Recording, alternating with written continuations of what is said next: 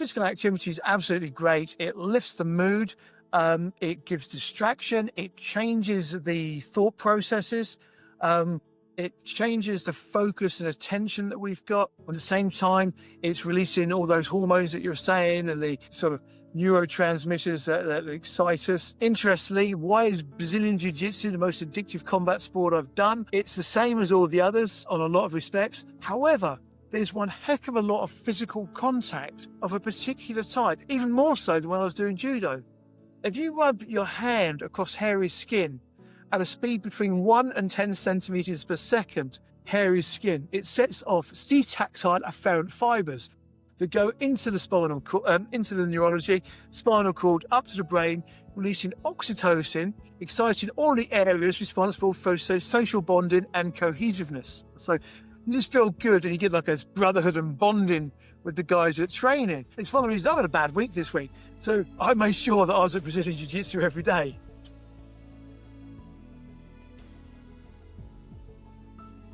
Welcome back to Trauma Training Transformation, the space where we explore how movement heals the mind. I'm Dr. James Alder, and today we're stepping into a story that blurs a line between combat and cognition. This week we have a really great special guest who we're going to talk about the transformation through discipline, science and grit, and that is Gary Smiler Turner. He's a multiple-time world champion in mixed martial arts and brings a really unique perspective to combat sports and mental health. He's not just a multiple world champion, he's also a performance expert and a brain health researcher.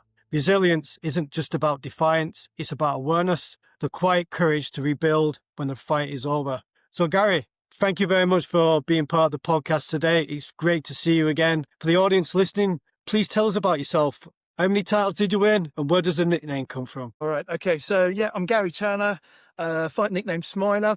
And that was given to me by a magazine back in around 1995 because I enjoyed my sport. And it's not when I smile. Some people smile when they're fighting because they get hit like, yeah, I'm okay. I just smile because I enjoyed it. So originally I got called the Smiling Assassin because I, relatively successful and smiled all the time. And they got shortened to Smiler and Smiler stuck. So it's one of those nicknames, as all good nicknames are, that was given to me rather than one that was created to make me sound good. I might have, chosen Killer or Masher or something perhaps a bit more butched than Smiler if I'd given it to myself. But Smiler's stuck. My career, I've got career highlights of picking up 13 world titles across kickboxing, Thai boxing, sport, jiu-jitsu. I've competed elite level at another 5 combat sports. I was British Falls Judo champion, British Falls Judo team. And I was there at the very inception and development of mixed martial arts. I was in fact Britain's second international mixed martial artist. But why was I second and not the first? Because the lighter weight went on first, and he got that credit. But yeah, black belts in judo, jiu-jitsu, kickboxing, whatever the kickboxing one's worth. And now I'm enjoying Brazilian jiu-jitsu. Well, a purple one stripe. And it's the most addictive combat sport I've ever done. 49 years in combat sports. I'm 55 years old now. And I'm just completing a PhD. I've passed my Viva, just got corrections to go, on a policy analysis of traumatic brain damage in combat sport athletes. So I'm perhaps a bully's worst nightmare. I'm a geek who can fight, but it's okay. I'm known as the Credible Hulk because I back up my rage with facts and figures. That's incredible, mate. Thank you very much for sharing that. I mean, the boxing game now has been seen very attractive with people like Anthony Joshua being successful in the Olympics in the heavyweight competition and going on to win world titles. We have the UFC now, which is seen as a massive combat sport with famous names like Conor McGregor, who has probably more of a fame from out the ring than in it. But talk about some of your competitors that you've been involved with, because you've had some great competitors that you've come into the ring with and been successful against. Yeah, let's talk about people I've fought who other people might know. Mixed martial arts, for example, I had the pleasure of fighting someone called Tank Abbott. Tank is possibly the person they based the UFC on. He's a lovely guy. Me and Tank get on really well. But he's the original pit fighter, and he's one of the original UFC fighters. He's a combat sport, martial arts, and street fighting legend. And I was due to fight a guy called Bob Sapp, all 170 kilos of him. And Bob Sapp refused to get on the plane to fly. He's like B.A. Baracus from the A team and getting on no goddamn plane. So he refused to fight me. We think it's because he found out I wasn't the donut that he was going to walk over, and actually hadn't been stopped, and I was a bit resilient. So they needed to get another high-level opponent for headlining Wembley Arena against me. So Tank Abbott, he picked up the phone on his bar stool in Huntington Beach. He goes, "What time am I flying?" And he comes over. So I fought Tank Abbott. I beat Tank, put him away. Some people might know him from Friends, the sitcom, the series, because that was the one where Courtney Cox's characters, or Jennifer Aniston's character's boyfriend, was a multi-millionaire at the time, and he went to the UFC fight. It was Tank Abbott that he fought. So Tank Abbott, one of the legends of the sport. And who else have I fought? Those who went on to boxing, I fought people like Alexander Ustinov, and of course Julius Francis, who famously fought Mike Tyson. And like Mike Tyson, I beat Julius as well. I did lose against Alexander Ustinov. When you fight a 6'10" Russian, it's really hard to actually hit him. I was also there. Lots of people in boxing don't understand that many boxers had a kickboxing background first. I was at Matt's side when Pele Reid, in the British team in Varna, Bulgaria, at the European Kickboxing Championships, knocked out Vitaly Klitschko with a jump spinning hook kick, collect him around the jaw with the jump kick, and you get Vitaly Klitschko falling. It's something he denied ever happening for many years. He was saying, "Oh no, I got kicked with the legs. I got kicked in the leg," until Ronnie Peplow, from the British team, discovered the old VHS cassette of the recording, and now you can find that online. For people that other people might have heard of, Matt Skelton's a UK boxer. Oh God, I got mashed by Matt Skelton. He was too big at the time. Damage probably came from Matt. Fought 3 K1 USA champions, K1 being a corporation, which was the largest, highest paid martial arts competition in the world, apart from the UFC, an official K1 fighter.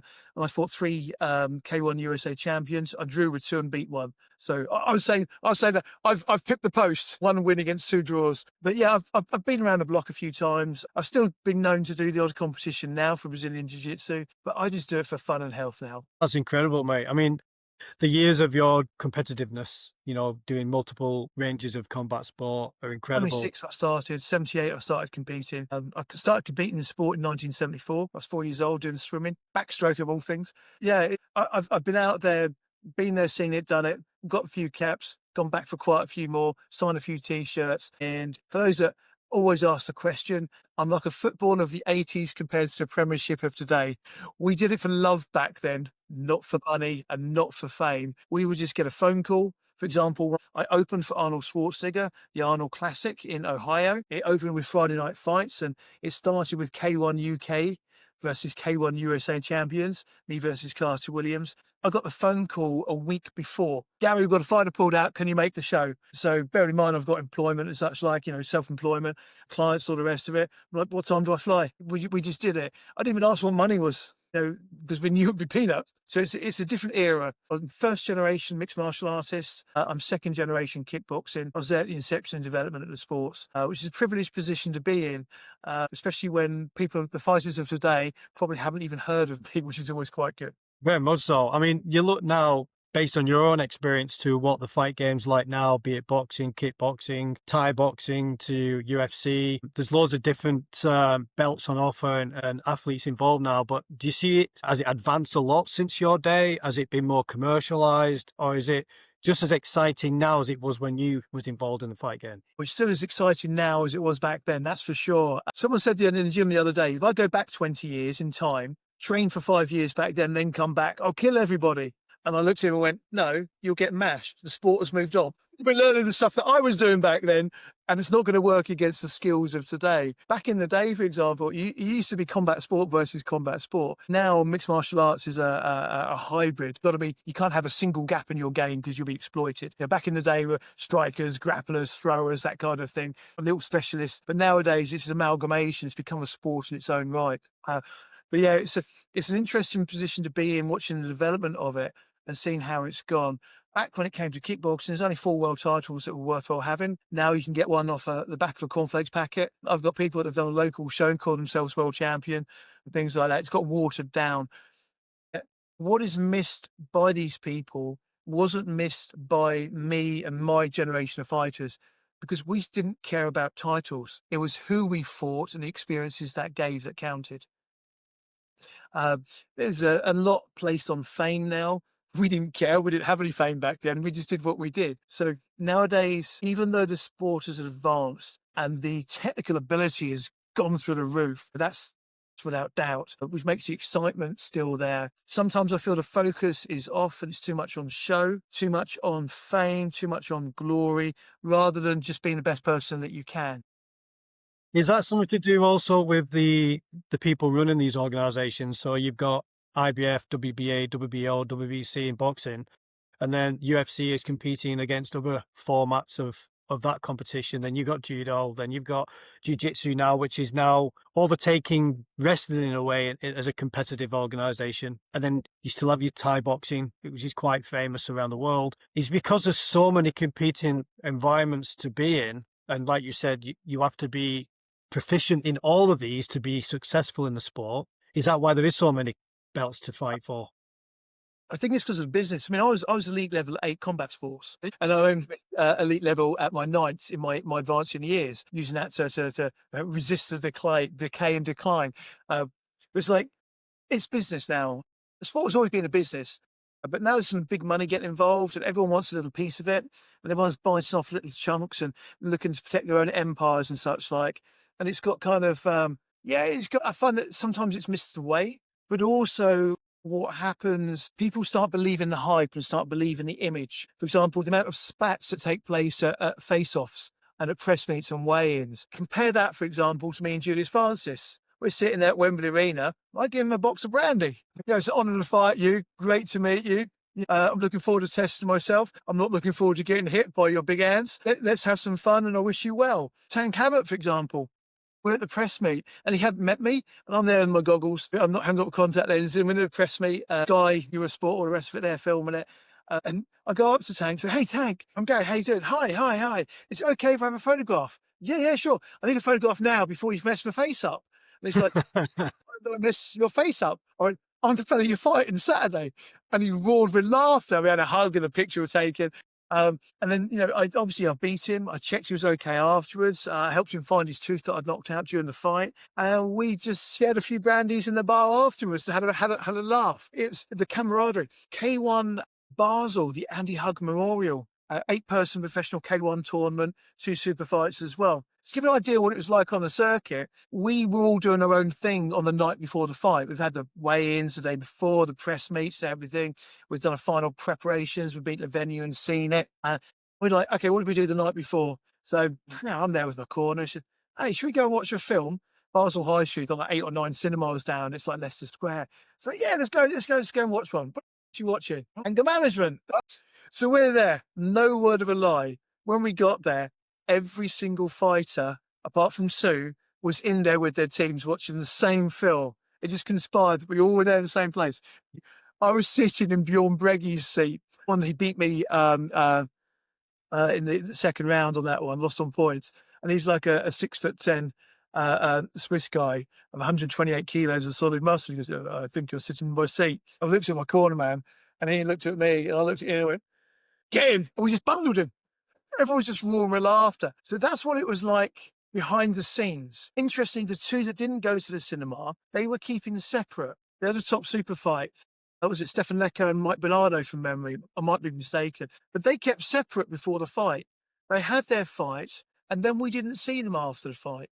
We're all at the after show, at the after party, and the rest of it. They weren't with us. They were having a family dinner together, close friends from the circuit. And so they could actually fight each other. They separated before, so their friendship didn't mix with their ability to fight each other. Then afterwards, they were catching up with family. Compare that to the image that's portrayed today of the fight scene. I think some ways it's lost its way. Looking for sensationalism rather than seeing fun. I mentioned earlier on about, UFC and now Conor McGregor, but image now seems to be quite advantageous in the sport because if you provide showmanship before the fight, it helps sell tickets. But yet, if you watch some of the action post fight, they're actually quite close. I think there's only a couple of times McGregor, Aldo, and maybe Nurmagomedov. They're the only 2 fighters he's not really had anything to do with after fights, right? But the rest, it just seems to be a bit of a show. Do you think that impacts the true nature of the fight, or do you think it's part and parcel of the game now? I think it's part and parcel of the game now, and all aren't representative of what goes on behind the scenes. For example, in the early noughties, I got flown to Las Vegas to fight at the Battle of Bellagio, a K1 kickboxing show, and I promptly failed the eye exam. I had 2 days' notice before the fight. I literally flew out the same day. I was filling a slot, and they didn't tell me what the medicals were. I was using Nevada State Athletic Commission medicals, and I needed, like, using the US terms, 20/40 in my best eye max. I'm like 2600. I'm blind as a bat. So I failed it, which is a shame. That's also why I couldn't sign for the UFC.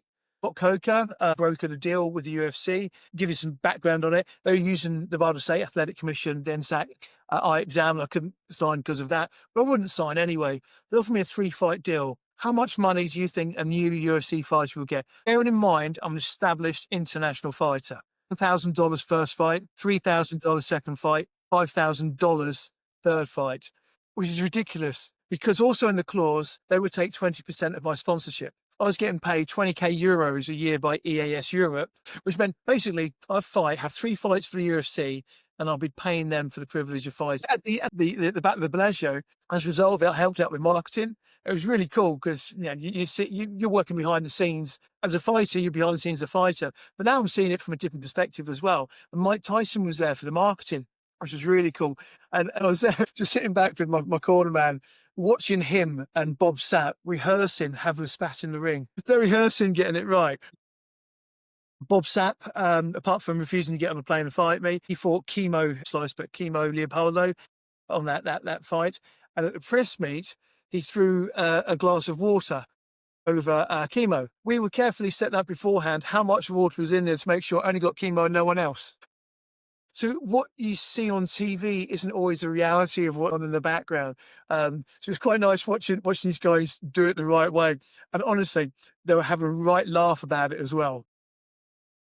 Well, they know it's all about showmanship and how they get people to watch the fight. Yeah. You've talked a lot about, the competitors you've faced and the fact that, for all those years, you must have faced some great guys. You've gone through some very tough challenges. We use a word today about resilience. So during that time, what did resilience mean to you back in those fighting years? And how that meaning evolved through those times up to now? So resilience, I define resilience the scholarly way, an ability to get through hardship. So your resilience to the hardship, you've got the ability to get through it. Heavily linked to mental toughness. Mental toughness is known as being innate. So we're born with the element of mental toughness developed through our biology, and then how we express it as we move through life. So it's innate, but it's also a trait which is learnt. In combat sports, there needed to be resilience, which meant that you had to have innate mental toughness to even step through the gym door in the first place, let alone be mentally and physically able to keep on going to then develop the mental toughness. So in combat sports, we're a self-selected group of mental and physical freaks, genetic and mental freaks who've already had innate resilience, pain tolerance, mental toughness, and all the elements of mental toughness associated with it, just to then develop it further through participation. At the gym at the moment, I'm rolling with people in their 20s, and I look at them thinking, you got to look after yourself there. You got to look after yourself there. Why are you training on that injury? I'm trying to tell them that they may not have the genetic freaky body that I've got that's resilient. I'm the guy that had a total hip replacement in 2018. And 6 weeks after a total hip replacement, I was kicking head height again. I was walking without a stick within 2 weeks. I did the running man on stage doing a corporate presentation to demonstrate a point. And that was 2 weeks and 3 days after the operation, 3 days after the stitches were cut out. I'm resilient. I can't straighten my arms, hold off arm bars. Nowadays, for example, I'm rolling at Brazilian Jiu-Jitsu and everyone goes, oh, you're so strong, Gary, you're so strong, Gary. And it's two things. One, experience helps me use biomechanics really, really efficiently. And two, I'm just so damn old, my joints are stiff. I can't bend them because they're so stiff. And they need that old school oiling can. I am strong, but I don't use it at training. This is the funny thing. People say I'm strong, but I'm not using it. I'm using biomechanics, and it's just the fact I'm an old. But that knowledge, though, about your own body, your physical resilience, and how you can use it as a weapon in the fight game, but also as you do now, taking the dogs for a walk, being physically active in jiu-jitsu, you can understand how you can use the body and stay resilient physically. But this must have had a toll on your body. You mentioned there about operations and injuries, but also the brain, your own identity, the wins and the losses. You're curious then about the mental impact, the brain, cognition, and how do you go past the performance and injury awareness? But I was, interestingly, I was a great fighter by way of results, but I was never a great fighter in the gym technically. My ability was horrendous. I fought people far bigger, far heavier, far stronger, technically far superior. And I was known as being someone who was a career ender for other fighters. I'd beat them and then I wouldn't fight again. I'd systematically destroy their brain physically and mentally and emotionally. And one of my coaches, Jesse Saunders, Thai boxing coach, legend, one of the world's best referees as well, is brilliant. He said, yeah, Gary does stuff that he can't do, which is his description of what happens in the ring. You know, Yeah. I'm the most inflexible kickboxer ever, but I broke my foot on Frode Holst from Norway's jaw, and he's 6'7". But I can't. I'm totally inflexible. I make things work. And then one of my friends. How was that even possible to get that height and make it connect? Yeah, right. So one of my friends actually corrected him and said, no, Gary doesn't do things he can't do. Gary makes things work that shouldn't. So I've been known to do the running man on stage or do a hip hop dance, and then hit them, goofing around, having fun, laughing, giggling. An example of this is of how I use psychology. For Edson Drago at Wembley Arena, mixed martial arts, and he knocked out the UK #1 mixed martial arts super heavyweight in 10 seconds flat on his last fight. It's Gary, here we go. So we're like, okay, I'm sitting there in my corner and we're looking at the videos. It's like, okay, yep, he's stronger than you, Gary. He's bigger, he's heavier than you. Yep. Actually, Gary, he might be a better striker than you. My God, his wrestling's really good. Gary, he's probably better than you at takedowns. Okay, on the ground. He's a brilliant striker. Gary, he's got you on the ground as well. In fact, Gary, he's got you in every single area. And we started laughing. And then Steve spotted something. I went, there it is. He's doing the same thing for each of his fights. And what he would do was he'd go off and square off. And as he squares off, he'd get closer and closer and closer. And then give little niggling headbutts. Yeah, at the press meets, that kind of thing, and standoffs away and touching gloves. He'd impose himself on the other person. And we started laughing because we knew that we'd come up with some stupid, that'd be really funny. So there we are. We're at the press meet, and the video cameras are there, the CV cameras are there, the media covered it because it's quite well publicised at that time. It's the cage race shows in the UK, biggest shows in the UK at the time. It was filling Wembley Arena with 9,000 people, that kind of thing. It was big shows live on Sky and that kind of thing in Eurosport. And we're squaring off, and he's moving in, he's getting closer and closer. Like I couldn't hold it in. I let a little giggle go. I seemed like frown, like a little bit of confusion there. What's going on? Brazilian doesn't speak English, and I moved my hand behind. He's getting closer. He's just about to headbutt me, and then I put it in his hand, a box of chocolates. It totally threw him. So you imagine this big tough guy. I'm about to nut this guy. I'm about to impose myself on him. He's giving me a box of chocolates. The room burst out laughing. It was hilarious. I'll put the picture up. I've still got a picture. You've got him like looking confused, like squaring off me in the background, going. It was hilarious. And what happened was it totally threw his mental game. When I went out to fight him, at distance, like offering my hand out, he's like touching gloves, looking confused. None of this imposing side. And it was clear that, even though he's a great fighter, he didn't intimidate me in the slightest. And I was giggling. I was giggling before fighting him. And then it happened. I got absolutely mashed for the first round. Absolutely mashed. But everything he threw at me, I giggled because I knew exactly what I was doing. I giggled.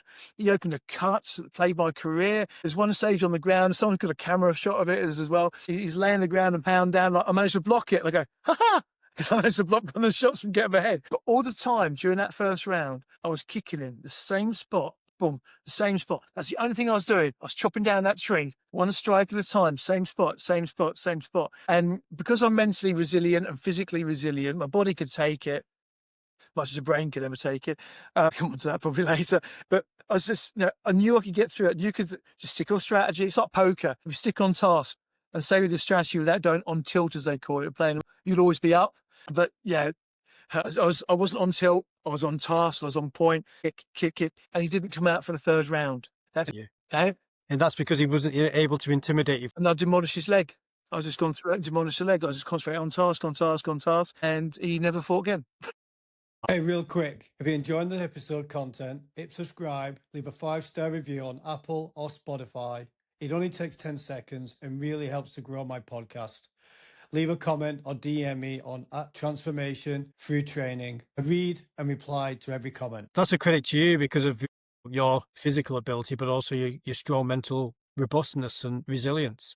This term journeyman, would they have strong mental resilience? Because Personal motivation. I mean, it's someone's journeyman. For them, it's just like the attrition. I'm going to get up there. I can do this. I can do this. Doesn't matter what you can throw at me. I'll still get up for the next time. Forming part of their identity. And then can't remember the UFC fighter.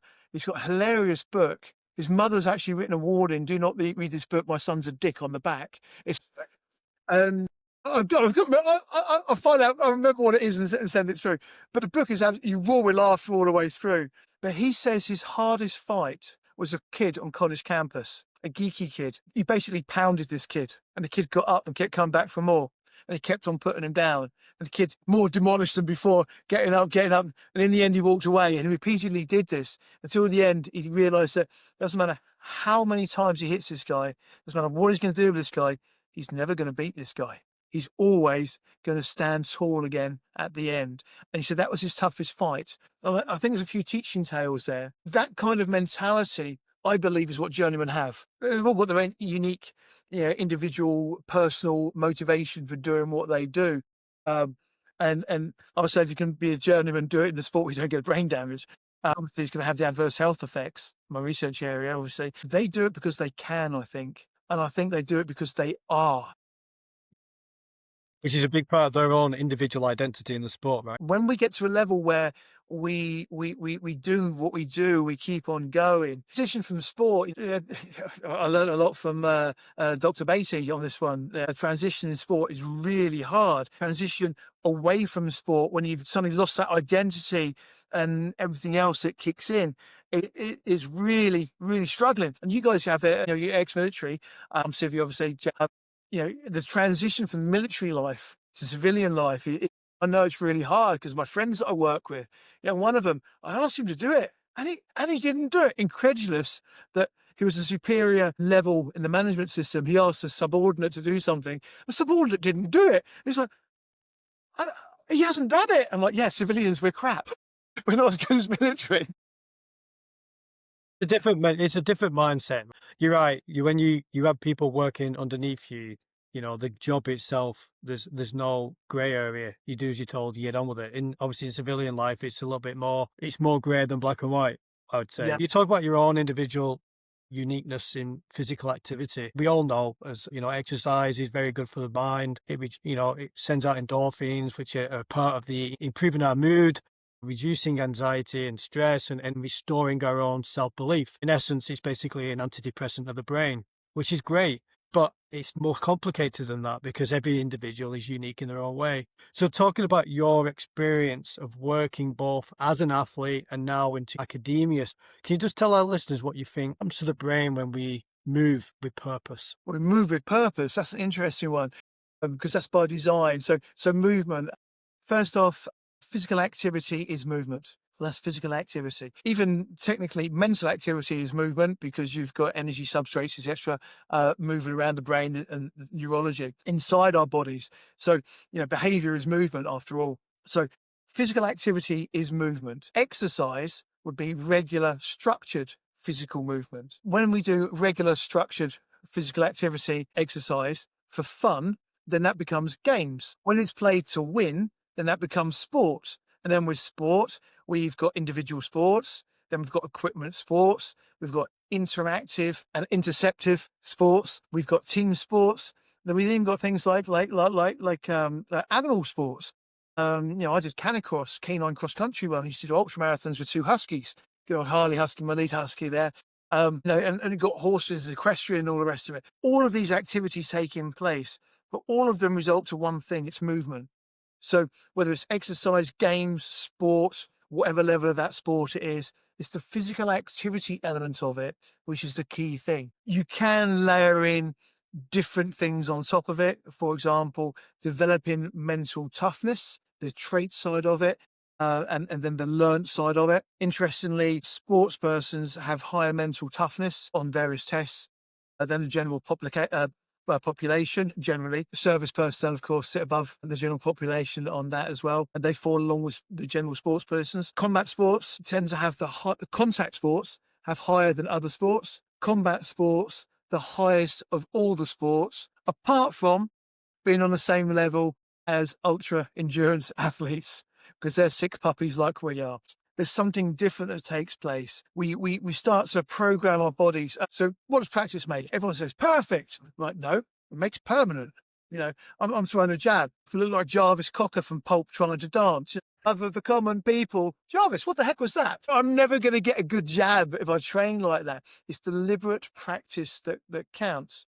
So when we're training with purpose, we're doing exercise with purpose, what we're doing is we have a goal, because it's with purpose, and we're setting out to achieve that goal. In doing so, what we're doing is utilizing the golden rule of neuroplasticity, known as Hebb's law, that everyone seems to get wrong. So Hebb's law is mistakenly represented as neurons that fire together, wire together, which is never actually said by Hebb. That's actually said by someone reviewing his work in a book, but it's stuck. Neurons that fire together, wire together. However, what's more appropriate is Hebb's law is neurons that repeatedly sequentially fire strengthen in that sequential. So the more of it you do, the stronger that sequential firing gets, but it's sequential firing. So it's not firing the sequence, it's not going to strengthen in that end result. All the component parts need to fit together. This, then that, then this, then that, then this, to get that end result, which is a unique nuance that all athletes should actually pay attention to. Neurons that repeatedly sequentially fire strengthen in that sequential firing. So you've got to check you're getting that sequence right. So perfect practice for permanent perfection. All these changes taking place, the neurons are firing, we're strengthening the connections, we're making new connections, the myelin sheath is going around, hardwiring it, which is why that habits are hard to break, because they become hardwired. So, for example, everyone tries to break a habit, gets to a trigger point, rather go in a way that's hardwired. No, we've got to go this way instead. It's like, how much hard work is that? Trigger that starts before the next trigger, and just take the new path and make that strong. That way the old trigger will never fire, and you don't have to try and fight this hardwired pathway. There's a few little things there. There's so much happening. The physical activity is absolutely great. It lifts the mood. It gives distraction. It changes the thought processes. It changes the focus and attention that we've got. At the same time, it's releasing all those hormones that you're saying and the sort of neurotransmitters that excite us. Interestingly, why is Brazilian Jiu-Jitsu the most addictive combat sport I've done? It's the same as all the others on a lot of respects. However, there's one heck of a lot of physical contact of a particular type, even more so than when I was doing judo. If you rub your hand across hairy skin at a speed between 1 and 10 centimeters per second, hairy skin, it sets off C-tactile afferent fibers that go into the spinal cord, into the neurology, spinal cord, up to the brain, releasing oxytocin, exciting all the areas responsible for social bonding and cohesiveness. So you just feel good, and you get like this brotherhood and bonding with the guys at training. It's one of the reasons I've had a bad week this week, so I made sure that I was at Brazilian Jiu-Jitsu every day, because it's my love fix, my coherent bonding fix. Grief is a process of letting go. Love is a process of bringing in and becoming cohesive. They're not emotions in their own right. They're processes. One brings in and cohesively bonds, and the other is letting go. Grief and love. I need my love fix from the guys at Brazilian Jiu-Jitsu. Not only am I getting a distraction from everything, and again, combat sports are known generally as a generalization to have higher level of complexity than other sports by way of neurology, and we're using all of our bodies in so many different manipulative ways, interceptive, interactive, high level. It's a complete and utter mind separation from the garbage of the day. Every time I trained this week, despite a lot of stuff going on in the background behind the scenes, I was rocking it. I felt great. That's what the combat sports gave me. It lifted my mood. We didn't lift my mood. The moment I stepped foot in there, it's an anchor. I get in there, I know I'm going to feel good. So you feel good just thinking about going training. So when you get there, you're feeling good, you're mixing with everyone. The people there, some of them, well, most of them, I've got no idea about their day-to-day lives, but I know them on what I term the soldier test, which might sound funny for a civilian saying the soldier test. But I would say, if I was going to go into battle, would I want that person beside me? Heck yeah. Yeah. And I know people are really horrendous fighters standing beside me because I know they're never going to let me down. And it's that kind of like, everyone's there to lift everybody, not knock people away. It's that constructive nature of the physical activity. Any physical activity provides benefits. If you do physical activity that's highly complex, it provides more benefits. If you do it in a skill acquisition ways, we're getting even more benefits as well. If you're doing it in such a way where the physical well-being and the mental well-being is highlighted, like with the C-tactile afferent fibers, it increases again. And then it's the people. Now, I used to have the saying, and I used to parrot it, it's not about the destination, it's about the journey. And then my coach, Jay Butler, he absolutely nailed it. He said, it's not about the destination. It's not even about the journey. It's about the people you share the journey with. Yeah. And No, that's, very much so. yeah. And that for me is kind of what a crossover, a lay version of the benefits of physical activity in exercise and then sport, all laid in. Any physical exercise is good. You layer in that complexity, you add in the great people, and it just becomes better and better and better and better. So much so that actually, I know Andrew Tate, the internet sensation. Used to spar him. Actually, very humble guy, very skilled fighter as well. He does say some Vic stuff online. One of the things he did say was he promotes heavily physical activity for getting through depression. He's right. It's what the literature Yes. says. Nice guidance. The National Institute of Care Excellence, I think it is NICE, who set the policies for the evidence-based approaches that the NHS use. Physical activity sits far higher than any therapy. Yes. And interestingly, group physical activity sits higher than personal physical activity. You do it with friends, you're sharing the journey with friends. So he's right on that front. So yeah, the science, the evidence, and personal anecdote and experience, yeah, physical activity, damn good for our health in every respect. Very much so. You mentioned earlier on about rewiring the nervous system and how we use physical exertion in various environments creates really an habit forming a persona and environment, as long as the environment's safe, right? So those people who are suffering through some form of trauma, some kind of form of physical activity or exercise can be challenging because obviously they struggle to raise their mood to participate. But actually, being in active physical environment, be it team sports or contact sports or combat sports, can actually be a remedy to that. Because obviously, when you rewire your nervous system to see that as a safe environment rather than a threat, it can have life-changing experience for you, right? You talked about having them people behind you, your brothers and sisters at arms who've been in the ring and done the same things you do. They may not be all world champions, but you trust them because they have a sense of what you've gone through, you know. You also talk about say again, sorry? The sense of belonging as well. Yeah, very much so. Yeah, You took look at the 5 neuroscience got we need to nurture and be nurtured. We get that care environment within a good sporting environment. There are bad sporting environments, but then a good one gives you that care as well. You actually feel cared for. You feel nurtured. Yes. But part of that environment too, you need to have the 5 principles that help guide that approach, right? So structure, effort, recovery, community, and reflection. So let's talk about each one of them in turn, if you don't mind. So what do you feel about structure, the safety element? When life feels predictable becomes therapy. That's part of your ethos in a way, right? Yeah, I mean, we used to live by the live. We just follow it. We lived it. It was us. Make your comfort zone being uncomfortable. I'm claustrophobic, and when I'm training with Big Chris at 130 kilos, he gets mounts. So he's laying on top of me. He decides to give me this is a move called mother's milk, which is basically they smother your face. And yep, it's a hot day. I'm being smothered by Chris. I'm completely flattened by his weight. I'm smothered. I'm claustrophobic, and I want to go and scream. But you're there, and it's like, yeah, I can always tap. I can always submit. Yes. I can see if I can lengthen the pain and make it easier on myself, and actually build resilience here. Yes.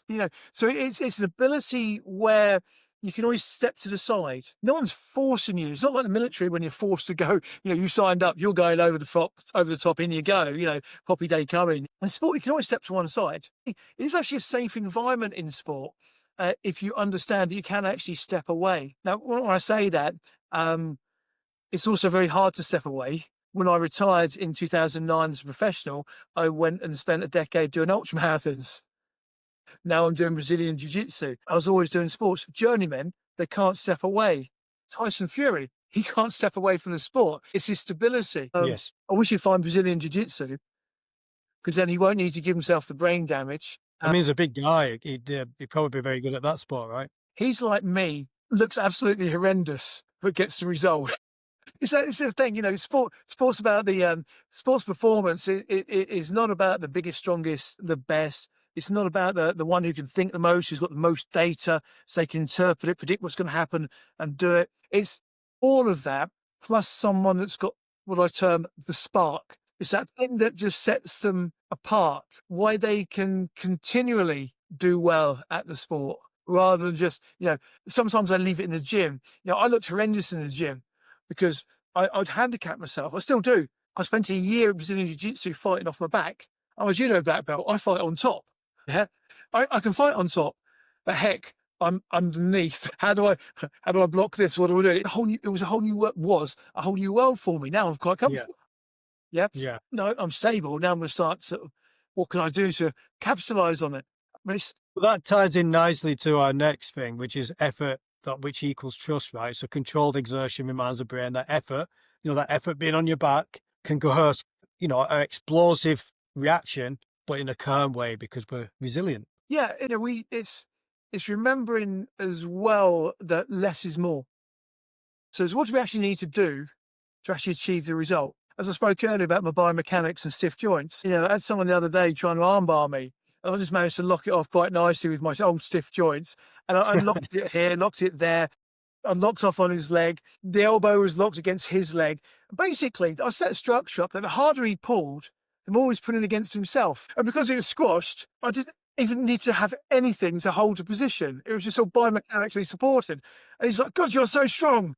And I'm like, you're working against yourself? It's like when I post off the ground. The ground's not going anywhere. They're trying to push me into the ground. The ground's not going to go anywhere. It's not the strength. It's the sort of the ability to just do less to achieve more. And there's a crossover in life. What do I actually need to do to get the result here? Do I need all the additional pressure as well? Or can I just do what's necessary? Do what you need to do. So it's like, sure, you've got the effort, the exertion, and the resilience, but what if it's not necessary? No, of course not. Well, that's also taps into, your transition from boxing, kickboxing, and so on, into, the true competitor wanting to do something different. Your recovery and your awareness of not wanting to get further brain injury is to do ultra marathons, now into jiu-jitsu. So, your rest isn't you stepping away, so to speak, from combat sport. It's resting your brain so then you can adapt. So where does adaptation start on that process? Well, adaptation starts all the way through. So the first thing is the realization that you need to adapt. Yeah. You need to learn. We all need to, we all need to get better. We only know what we know when we know it, and we can all always be better. The adaptation, the first thing is to realize that we need to adapt, and we've got to continually adapt. I'm 55. I'm a dinosaur. What happened in the 70s and 80s? Society's moved on since then. If I don't move on, I'm stuck as a dinosaur. That old kid doesn't know anything, Who's this Chapel Roan person? Was that horse? No, it's a top pop star. Yeah, I've got a granddaughter. Yeah. So when I work with young clients, when I mix with young guys and girls at the gym, I learn from them because I don't want to be a dinosaur, because I know I need to adapt even at a societal level, coexist with my fellow humans in sport and the mental side. It's understanding that we need to adapt. We've got to keep on going, that we are stuck in our own cognitive bias of our own bubble. So we need input from outside as well. So we make sure we get good mentors and people that we trust so we can actually help with that. So the adaptation is a realization. It's a process.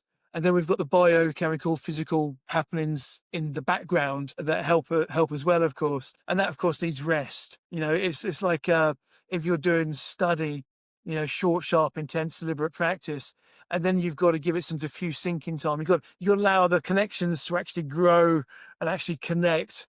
So the rest of the recovery is there. But one thing that I didn't realize was that active recovery is even better than just rest for recovery. And it's getting that balance right for the individual. So with adaptation, definitely realization, the process, and then the recovery, tailored towards the individual. I do weights every single day. I've done some physical activity every day probably since 1974 with sport.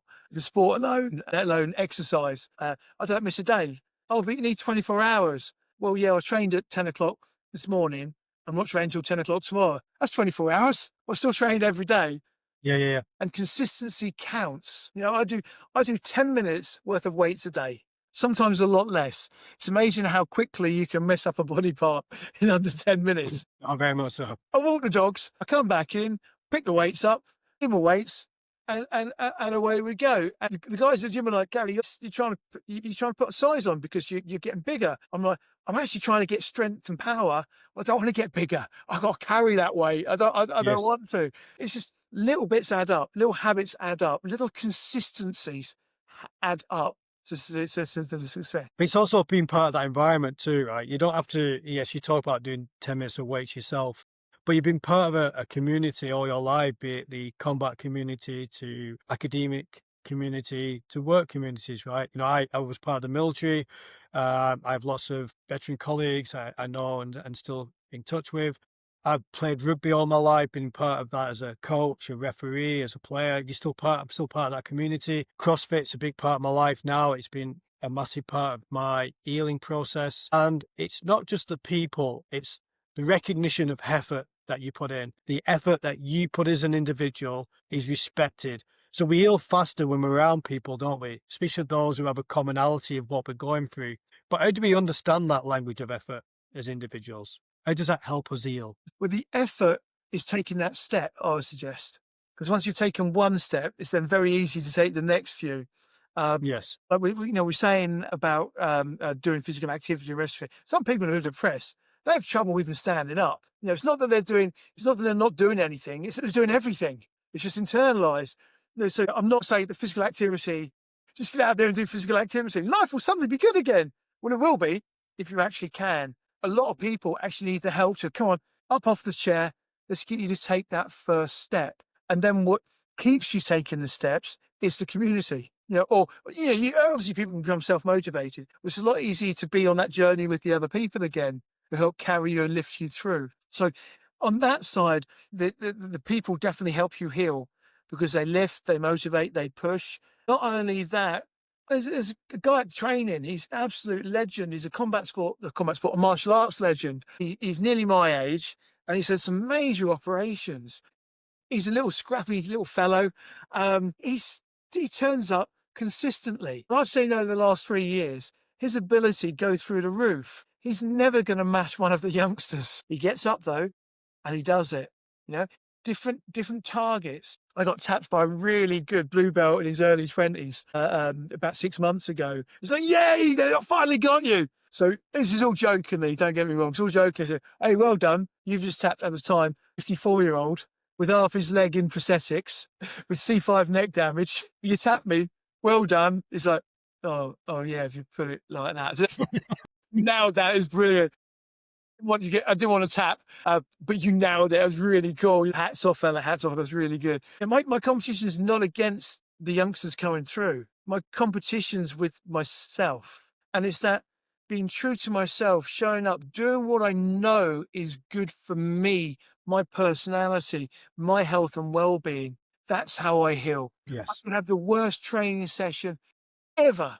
But if I've turned up, hey, it's better. Use the difficulty. Yeah, turning up and doing something, the best that you can, those circumstances, is always good. It's like I tell runners, how often should I run? How far should I run? Whatever. So if you feel good, make sure everything's with good form. But if you feel good, run further, run faster. If you don't feel good, run slower or run shorter. Just run. If you run with good form, it's going to get better. And it's the There's a brilliant interview that Michael Parkinson did with Michael Caine years ago on the Parkinson Chat Show. And he asked Michael Caine about his ethos for life, his aim that he's got, and his approach to life. Use the difficulty. And he basically explains that life's going to throw you difficulties. Use it.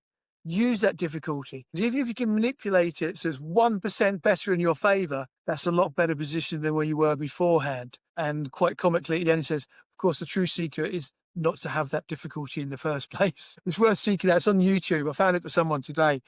It's a fun one to watch. That's awesome, mate. So you talk about community there, and what I hear when you describe that is it's very much about the accountability element. You know, the piece of yes, you got one on me there, but it's that true competitive nature, but also making you aware that yes, but next time I'm going to get you. You know, it's pushing each other. That's accountability. But also the last part of the sequence, but it's a big part, I would say, is reflection. It's how we use reflection, what reflection means to you personally as an athlete, especially people who are suffering from trauma. Reflection sometimes can force them into a dark rabbit hole, but yet when used correctly, it can be very meaningful and very helpful in recovery. So what does reflection mean to you, especially post-competition? Yes, there's a couple of key points here as well, so I made a quick note to remind me to say it. Reflection. Let's take my personal reflection and sports, and then I'll explain someone with trauma and reflection. So reflection for sports, I was training with a guy we call Seabass Cameron, absolute brilliant 20-something black belt in Brazilian Jiu-Jitsu. He's fantastic, and he's one of my favorite people to roll with. The reason being is he's so giving. He helps me develop my skills. He's the black belt I've tapped the most. What's the purple belt doing tapping a black belt? Because he's helping me learn. And he's humble. He explores. Sometimes he'll test things on me. Gary works a little bit different. He's a little bit weird. He throws us curveballs. What happens if I do this? I'm not going to do that again. It's really funny. Anytime I've ever caught him with anything, I've never caught him again because he's corrected it. He's learned from it. But let's take last night, for example. He got my leg.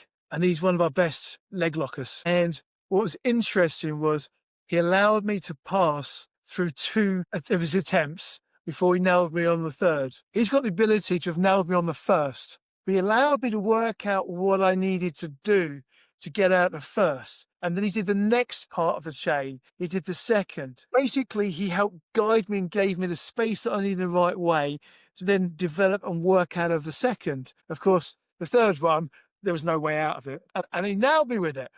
It's that reflection of, okay, he allowed this, that, and the other. You know, when an ego person would have tapped me on the first. Yeah, you got me. Yeah, I'd have yelped, or someone with a massive ego, I wouldn't be walking today. He would have just slammed it on. But no, he actually allowed me to develop through. Yeah. If you do this, then this can happen. If you do this, this can happen. Now, as you reflect back on it, what do you need to do to make sure you don't get caught in the first place? In other words, don't give me your goddamn leg down. You ain't getting it back. It's like a Rottweiler or social services to kids. You ain't ever getting them back. You get your foot. It's not going to end well. I think he had my foot. Number one, don't put your foot where it was and he won't get it. Yeah, don't get rid of your foot. Number two, don't allow this position to develop into the second position, to develop into the third position. Okay. So as I reflect back, I don't reflect back on what I actually did. Remember, Hebb's law, neurons that repeatedly fire strengthen that sequential firing. As I'm remembering it, my neurology is firing up with what I did. I obviously made the first mistake, second mistake, third mistake. I got punished on the fourth mistake. Why do I want to strengthen those mistakes? So as I'm reflecting, I'm doing this differently. How would I get out of that third lock? I'd have done this. Okay, cool. How would I have got out of the second lock so I didn't get caught with the third lock? I'd have done this. Back up a little bit again. How would I got that first lock, so I don't get caught in the second and the third one? And then what am I going to do to not put my foot in that stupid position again where he just picks it up and does that? Yeah, the 4 mistakes. So as I reflect back on it, I'm not repeating the same mistakes. I'm correcting, not that, this. And that comes on to the trauma and reflection. One of the issues I've got with bad counsellors is they allow repeated trauma to strengthen.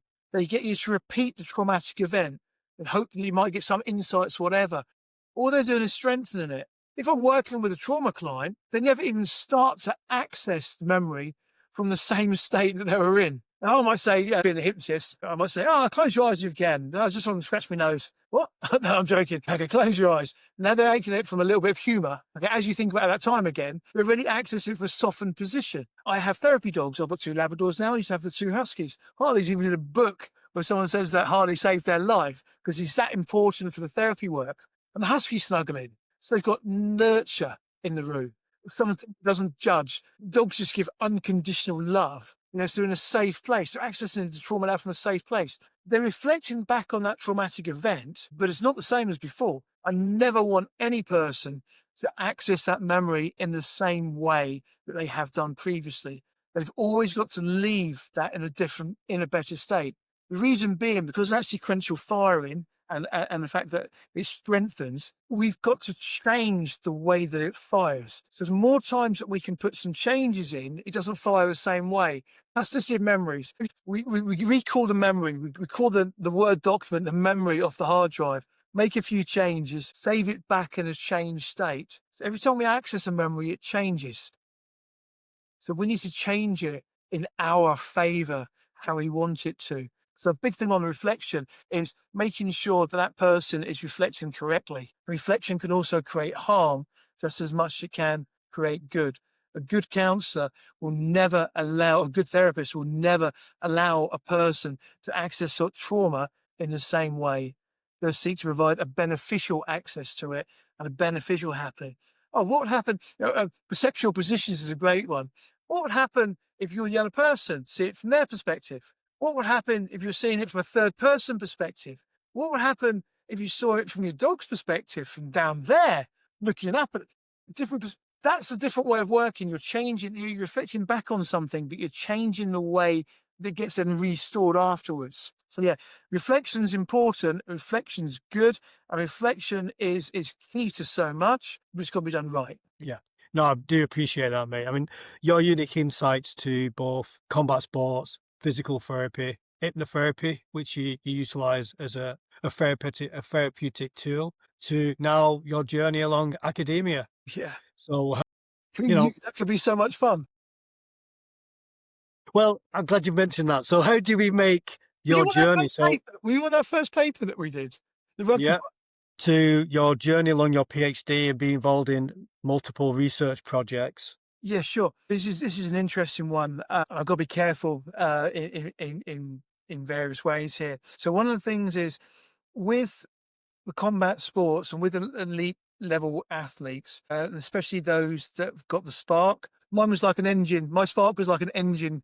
Oh yeah, 13 times world champion, elite level in another 5 sports, and I still consider myself a medium-sized fish. So I had the spark, but my spark was kind of like, you know, I've got 2 bits of flint, you know, where the greats have got a roaring fire. You know what I mean? I'm there with the flint trying to get the spark out. But I did have a bit of spark.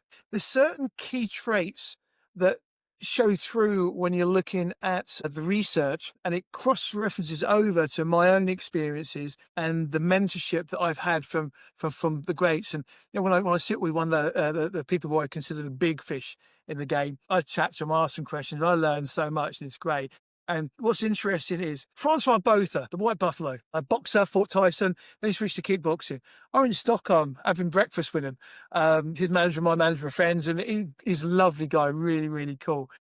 And he was telling us the story of when he went to kickboxing, and he literally thought that his hands would just blow everybody away. He's a big puncher. And he honestly, he said, I went out there and I thought, yeah, I'm going to annihilate everyone. Went out there and someone kicked my leg. And he said, I've never known pain like it. At that point, I realised I'd up. That the humbling that he went through. And it's the realisation that you can always be better. We only know what we know, and that you always need to keep on improving. So we literally question everything, what we're doing, why we're doing it, and all the way through.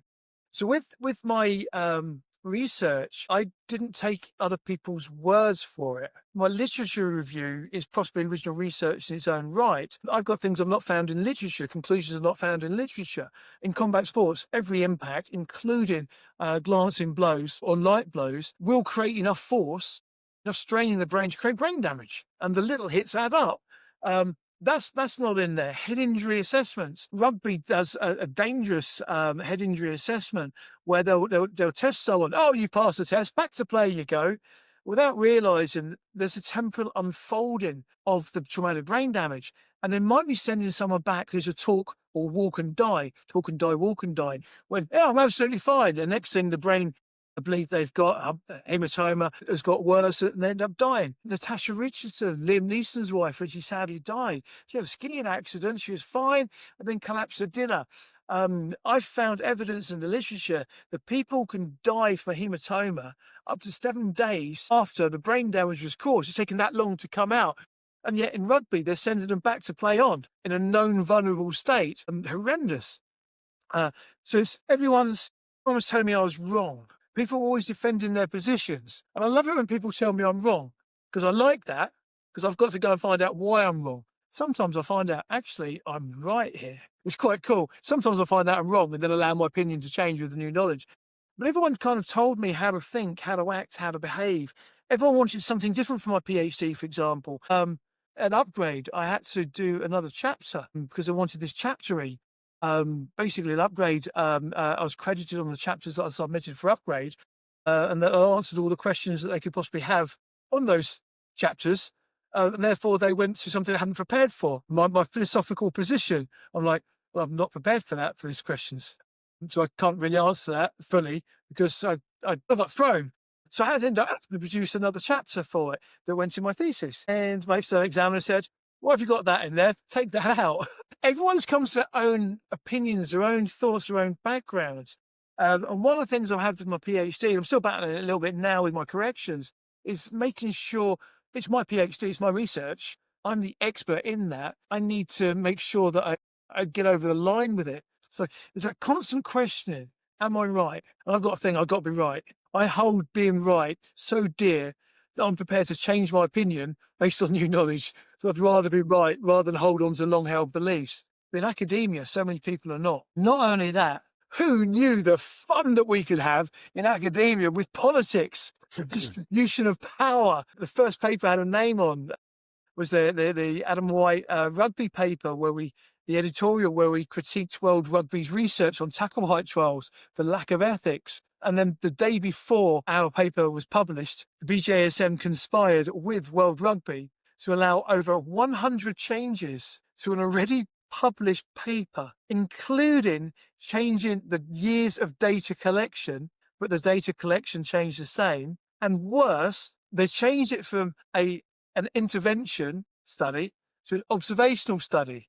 They even changed the research question from "we made them do this" to "the changes just happened and we observed the changes." It was amazing, the politics at play there and how people will defend their positions. And then you have a look at cognitive bias that people happen. And I'm going to call him out on this, but Dr. Michael Usmore from used to be England Boxing's, or whatever the former version of England Boxing was, chief medical officer. And in one of his papers, he says that in these papers, and there's no evidence of brain damage in these fighters.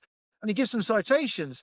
But then you look at the citations he gives that apparently support his point, and they've all got brain damage, including one that's severely hospitalised. And I believe he loves the sport so much that he had cognitive bias. And he literally was blinded to the negatives in what he was citing to portray the sports in a positive. One of the questions at my Viva was, didn't you come to discover what you looked for, which is a horrendous state of brain damage in combat sports? And I'm like, no, I looked for the opposite. I love my combat sports. They're my life. I didn't want to see what I'm seeing. I didn't want to see what I've been doing during coaching when I allowed people to spar really, really hard, thinking it was really good for them. And the fact is, all I've been doing is condoning their brain damage. I didn't want to see that, So when I'm reading the research and finding that literally every hit harms, the brain can't take the strain, it's like, heck, what have I done? This is not something I wanted to see. It's an uncomfortable truth. Yes. But not everyone in academia likes to see the uncomfortable truths. No, but it's the cognitive bias in all combat sports, be it contact, combat. It's going to be there just due to the love of the sport. I love rugby. Rugby is my thing. And, I used to have many difficult discussions with Eric about the impact of head trauma through tackling. And I used to say, well, rugby's very dynamic in its own right. Unique. Rugby league, rugby union, very different sports. Injuries from them sports are very similar, but you know, to address them, you have to be open to the question. And I think sometimes subjectively,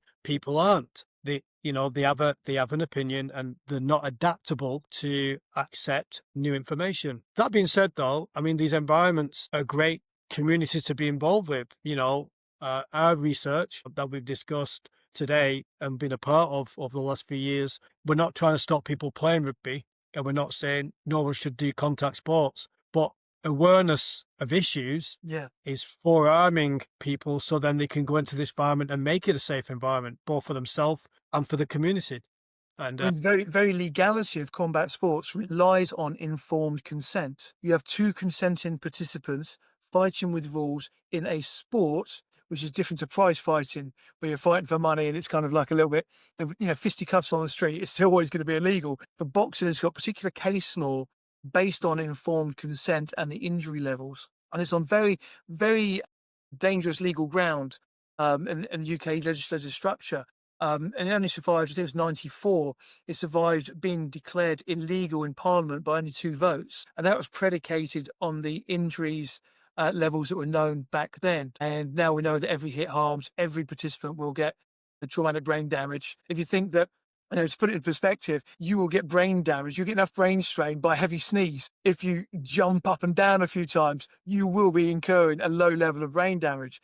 So therefore, it's not inconceivable to think that getting hit in the head, a right cross can hit with the same equivalent force of a 7-kilo rubber mallet swung at 20 mile an hour. Quote Ather, I think 1994 on that one. That's one hell of a hit. Sneeze can give you brain damage. What the heck's that doing to us?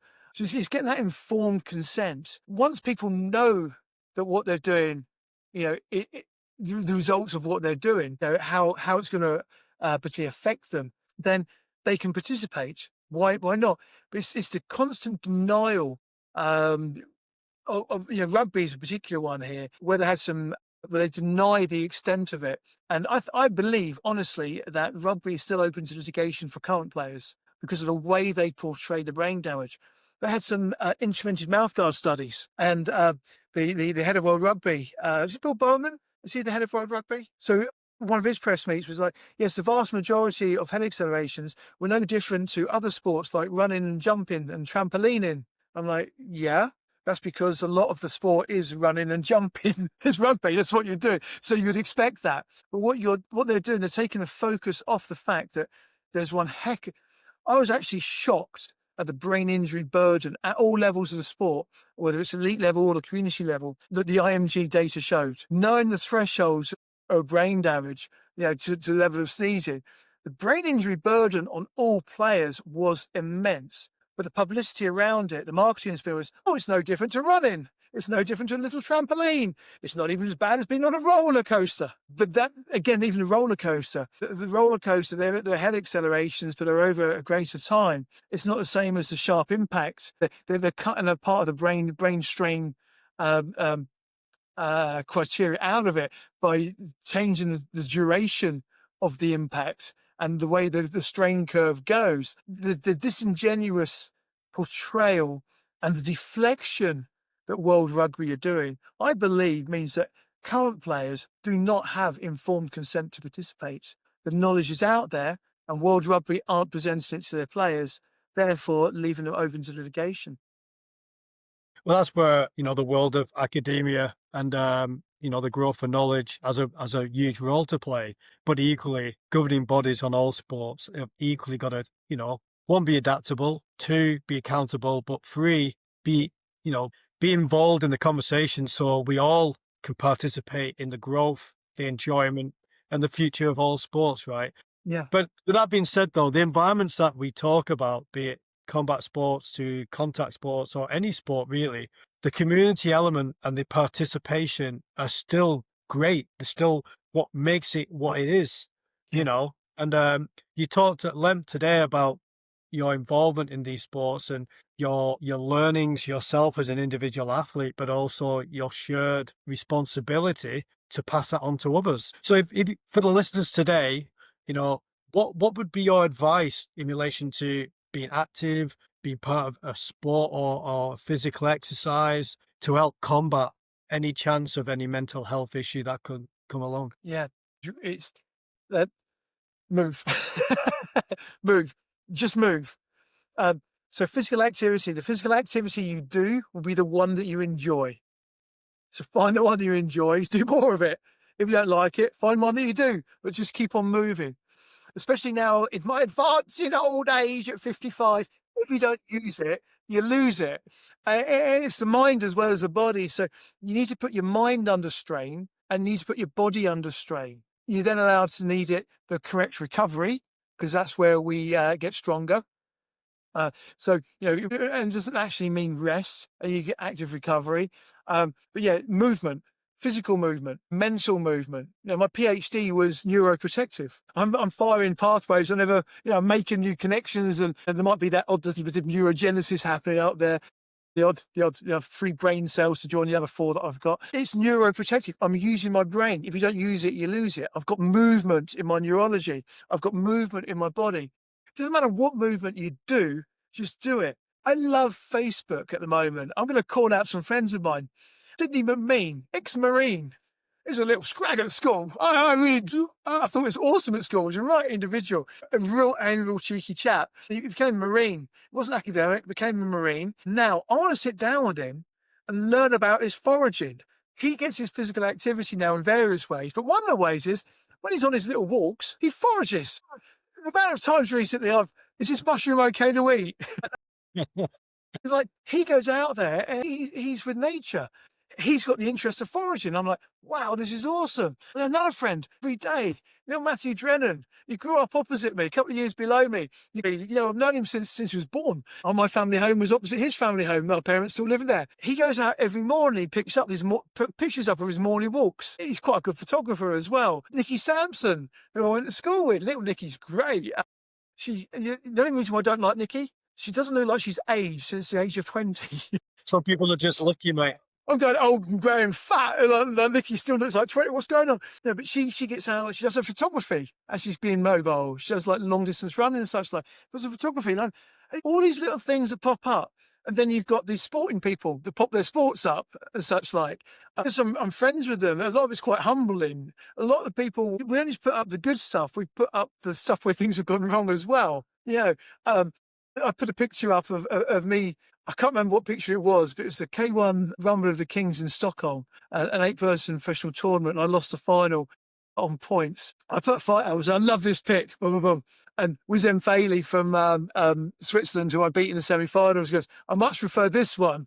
And I see him slamming his knee into my head. And then John Peggy beat me in the final. He goes, yeah, I've got to admit, I prefer this one. And it's him doing the same at 6'8" or 6'9", whatever he is, slamming his knee into my head. It's fun. Ha, ha, ha, ha, ha. We love, because it's the memories of the camaraderie and the fun. We've forgotten about the pain. Now we're just having the laugh and the adventure and stories. So it doesn't matter if I would rather people didn't get in a ring and mash their brains out just for their mental health, because every hit harms the brain. But find them, we're on this planet for 2 things, right? As I say to a lot of my clients, we're on this planet for 2 things: making babies, I'll leave that to you guys, and smiles. And I tell the youth, you get more to first if you do more to second, and you get even more to first if you help the other person do a lot more to second. Doing my bit for relationships there. Making babies and smiles. So look, making babies is down to yourselves. However, smiles, if you don't enjoy it, why do it? Find what you do enjoy, but find that movement that you love. It might be gardening. That's physical activity. Get a dog and walk with them.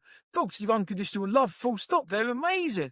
So why not get a dog and go for walks with the dogs? I stand on it's autumn now, and we've been lucky so far with the weather, but it will be coming. I will be in a field in a few Sundays' time, in torrential rain, in freezing conditions, maybe with a bit of sleet, with my dogs at gun dog training. I've got Labradors, I'll take them gun dog training.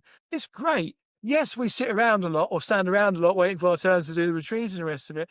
We're actually out in nature. Yeah, we're moving. I scoffed at it inside to start with, which is my cognitive bias, because I accept my cognitive biases, that reflective practice that we do as academics. So the forest bathing and how it's good for your health.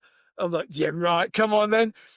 But I'm expecting the person to tell me about this. She's a nurse Yeah. practitioner and rehab specialist. I'm like, okay, so my God, just being in nature has massive therapeutic benefits. Everything from the sounds and everything. And wow, just being in nature itself is therapeutic. Who knew? It's like I thought it was just we're doing physical activity. It just happens to be in nature. Yeah, and that looks nice. I've got an interest in it's a flower. Today I was Sidney McMean, my ex-Marine friend I went to school with, the forager. I was there today. I know that the shelf mushrooms, my beacon, the shelf mushrooms, the ones that stick out of tree trunks, look like little shelves. I know that there's no poisonous ones in the UK. So I saw one today that was beautiful. It was a fantastic specimen. My dogs, look at this. And the dog's like, he's mad. What's he getting me? Look, oh, I got it. I pulled it off and I got it like, oh my God, this is so meaty. This is so, I'm going to so love doing this with a bit of teriyaki sauce later. And this is great. And I thought, no, I can't.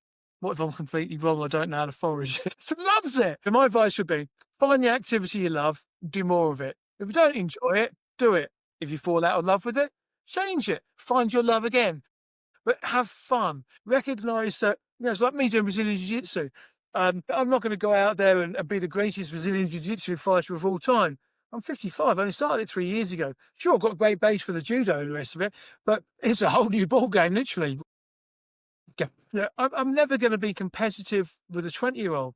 They say that 10 years, a 10-year younger is like a belt higher. So I'm purple belt. So most of the people making me look like a white belt. I'm just there to do it. The wins for me are turning up and seeking, doesn't always happen, but seeking to be better than I was before. That's the win for me. That's why I do it. Yeah. Don't compare yourself to others. No, I totally get it. Such is not linear. It's all over the place. So you're gonna have peaks and troughs, right? It's all part of the journey. Yeah. So, mate, that message that you've just explained about your friends and their experiences, it's very powerful. If you combine that with your own, it just reminds me that healing isn't just about avoiding the struggle; it's accepting it, transforming it in a way, and that movement, any form of movement, being in nature, being a part of a team, in jiu-jitsu, becomes a communication, the mechanism that you use to use effort, and then it becomes evolutionary in relation to your recovery. I mean, if you're thinking about it, that's the, I'm going to completely misrepresent and overgeneralize now, but acceptance and commitment therapy, ACT, accept that you need to change, commit to change, do a process to create that change. Again, it's movement. Yes. Physical movement is becoming, academia appears to have always known that physical movement has mental health benefits, but it's just now that the trajectory of the evidence and the momentum of the evidence is coming through, and people are realizing that it's more accepted that, if you don't do physical movement, you're not going to be in optimum health. Very much so. Listen, Gary, it's been great chatting with you today, mate. And I'm sure the listeners today will have got a lot of valuable information. Thank you for sharing that. Not just about your journey on the combat sports circuit, but also your insight on movement and also academia. And I'm hopeful in the next short while they'll be able to put the doctor before the Gary smile a bit. You'll have earned it, mate. You'll have earned it because you put all the effort in. So I'll say congratulations pre-time. Hats off to you, mate. I find you inspirational. Always have done since that first day at induction at uni. But thank you. Remember what I said about it's not about destination and it's not even about the journey. It's about those. Even if I don't manage to get my PhD, I'll mess the corrections up or whatever. It's been worth it just meeting you, mate. If today's episodes resonated with you, please share it with someone who might need to hear it. It could be someone suffering with trauma or part of the life where the mental health needs someone to support them. You can subscribe to watch this podcast on Spotify, Apple Podcasts, or on Amazon Music. Equally, you could watch it on YouTube, or you can join the conversation on my social media platforms, Instagram and TikTok, at Trauma Training Transformation. Equally, I also provide a newsletter on my Substack that you can follow and learn some self-help tips to help you with your journey on combating mental health. Just remember, healing doesn't begin when the pain disappears. It begins when we learn to move with it. The body keeps a score, but it also keeps a rhythm, and rhythm is how we find our way back. I'm Dr. James Alder. Our guest, Gary Smiler Turner. Thank you for listening to Trauma, Training and Transformation. It's where we explore how movement heals the mind. Thank you, and see you on the next one.